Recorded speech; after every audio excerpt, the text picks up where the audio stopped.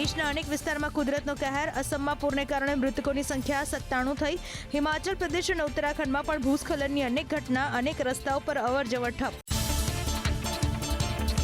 અમરનાથ યાત્રા માટેનો પહેલગામ માર્ગ હજુ પણ બંધ. હવામાન સારું હોવા છતાં પહેલગામનો રૂટ શરૂ ન કરાતા લંગર સમિતિઓ અને વેપારીઓને મોટું આર્થિક નુકસાન. 60 ભંડારા પર રોજના 30 લાખનો બોજ.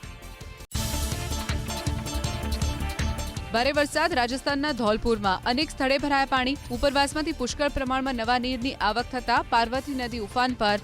કાંઠા વિસ્તારને કરાયા એલર્ટ.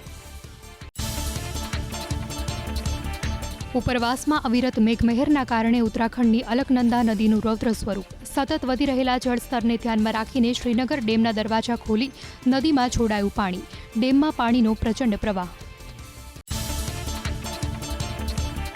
કુદરતનો કહેર હિમાચલ પ્રદેશમાં. વરસાદ બાદ મંડીમાં પહાડ પરથી પાણીની સાથે તણાઈ આવ્યો કાટમાળ. અનેક વાહન આવ્યા કાટમાળની ચપેટમાં. જાહેર માર્ગ પર ફેલાયો કાટમાળ. વાહન વ્યવહાર પ્રભાવિત. અનેક વાહન ચાલકો અધવચ્ચે ફસાયા. ઉપરવાસમાં મેઘમહેર થતાં મંડીની બ્યાસ નદી વહેતી થઈ બે કાંઠે.